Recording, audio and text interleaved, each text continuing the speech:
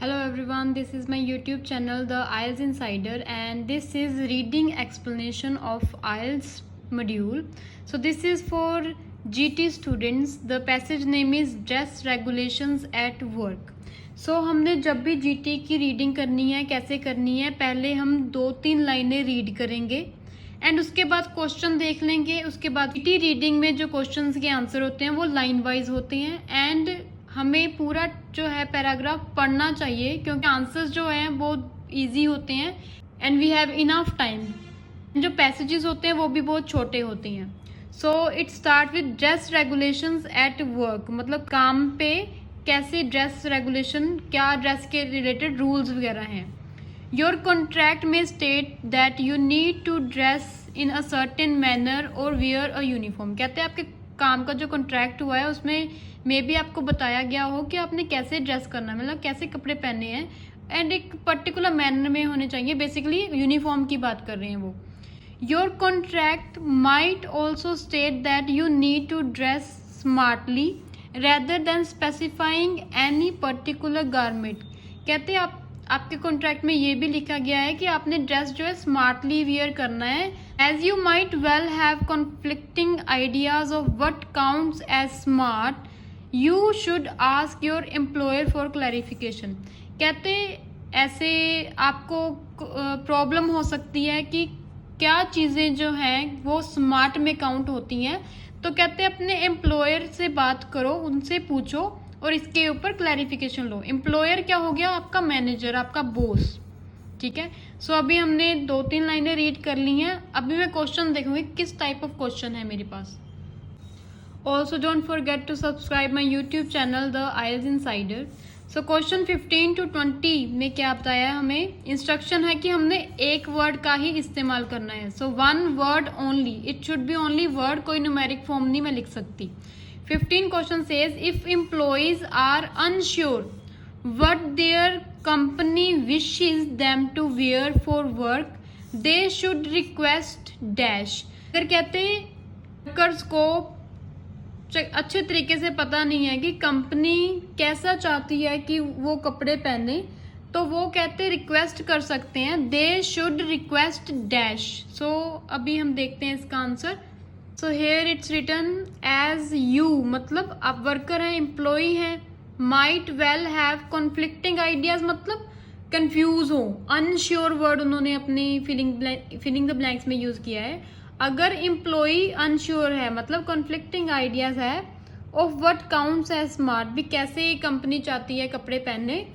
You should ask, वहां पे लिखा है request your employer for clarification. So किस चीज की आपने रिक्वेस्ट करनी है? क्लैरिफिकेशन की. So first answer is this. अभी जीटी रीडिंग में क्या होता है, जो रीडिंग है बहुत इजी होगी बट कंफ्यूजन हो जाती है काफ़ी लोगों को. अभी इस क्वेश्चन में ना देखो, अगर हम सारा लाइन पढ़ के देखें it will make a sense. भी वर्कर हैं, उनको अच्छे से नहीं पता है कि कंपनी कैसे चाहती है कि वो कपड़े पहने, उनको रिक्वेस्ट करनी चाहिए क्लैरिफिकेशन के लिए. So few people may also write the answer as employer. ठीक है. You should ask your employer, क्योंकि आप रिक्वेस्ट कर सकते हो अपने बॉस से, बट रिक्वेस्ट करने किस चीज की है? क्लैरिफिकेशन की करनी है. So this will be the answer.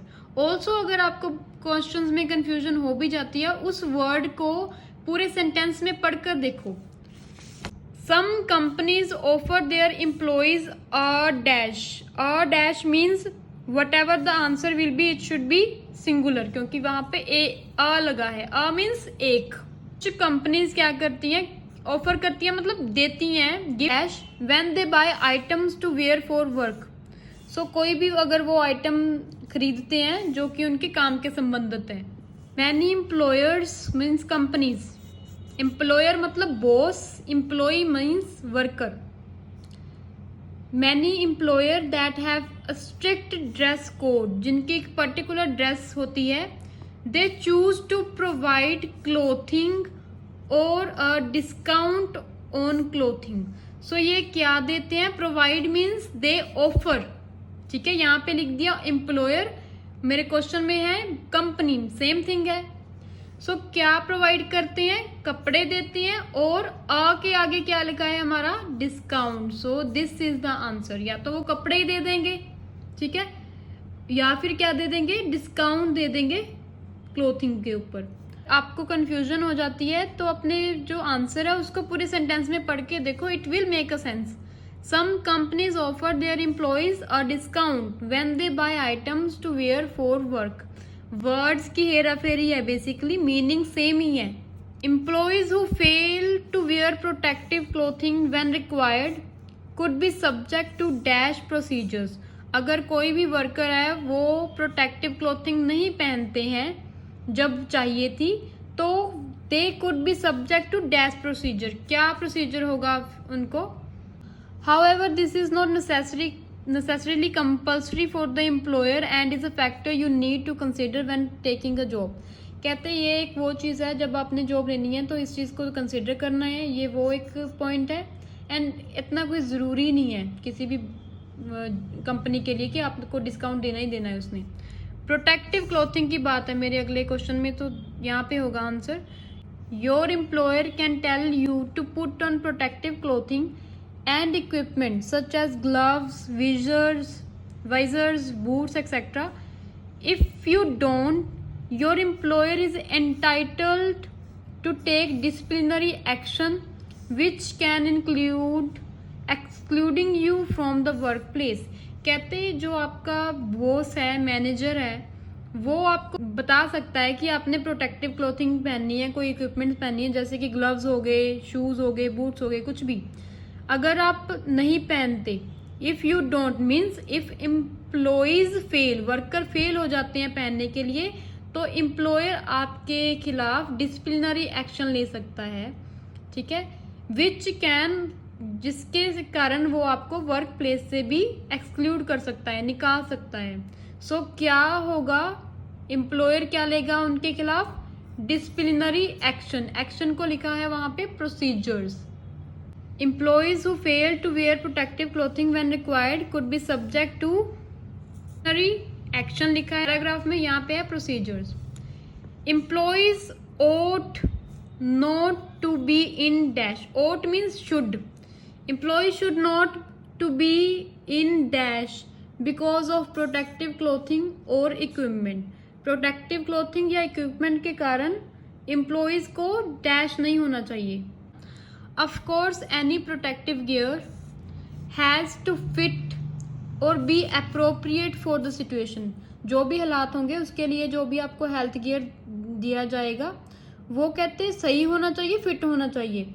It should not cause you pain. So क्या नहीं होना चाहिए, Employees ought not to be in pain में नहीं होने चाहिए किसी भी प्रोटेक्टिव गियर के कारण। So pain is the answer. Also it's written it should not cause you pain. किसके कारण, किसी भी प्रोटेक्टिव क्लोथिंग के कारण।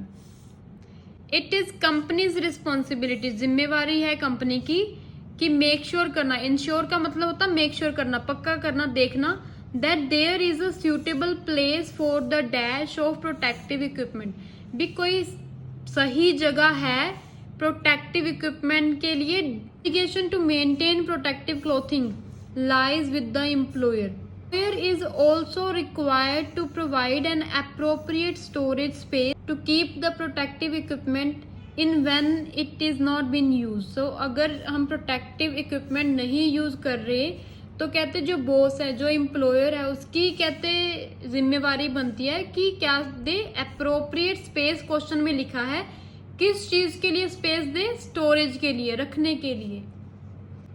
सो देखो appropriate word is in my question, space is in my question, protective equipment is in my question, employer भी है। सो कहाँ पे रखने हैं प्रोटेक्टिव इक्विपमेंट, स्टोरेज में।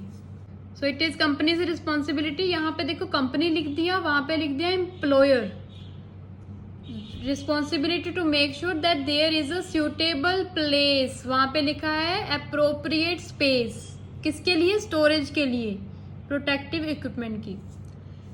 Employees who work with certain types of dash, जो वर्कर है ना, जो काम करते हैं किसी पर्टिकुलर काइंड ऑफ डैश के साथ may have to remove jewellery to avoid potential injury. So jewellery remove करनी है हमने, कब रिमूव करनी है वर्कर्स ने, देखते हैं। This is the jewellery topic. Here it's written banning employees from wearing jewellery and loose clothing may be justified to prevent a potential hygiene hazard if you work in areas of food production or areas which need to kept sterile. So अगर साफ सुथरे hygienic environment चाहिए, food production में काम करते हैं, तो employees को बैन किया जाता है कि किसी भी तरह की ज्वेलरी पहनने से। लाइकवाइज मतलब सिमिलरली, ऐसे ही your employer can judge that loose jewelry may contribute a snagging hazard if you operate machinery. इसी तरह कहते हैं आपका जो बॉस है वो आपको सोच सकता है कि आपकी जो लूज ज्वेलरी है वो क्या हो सकती है, एक हैजर्ड बन सकता है उसके कारण में, अगर जो मशीन कोई भी आसपास उसके साथ चल रही है, मशीन उस ज्वेलरी को अपने साथ मतलब खींच सकती है। सो if you think restrictions are not justified by health and safety concerns, talk to your workplace union rep if you have one. अगर कोई प्रॉब्लम है तो कहते हैं अपने वर्कप्लेस की यूनियन रेप से बात कर लो। तो ये लिखा है। सो कब हमने ज्वेलरी रिमूव करनी है, ठीक है, इफ यू ऑपरेट मशीनरी, अगर आप कोई मशीन चला रहे हो, ठीक है। So answer will be machinery.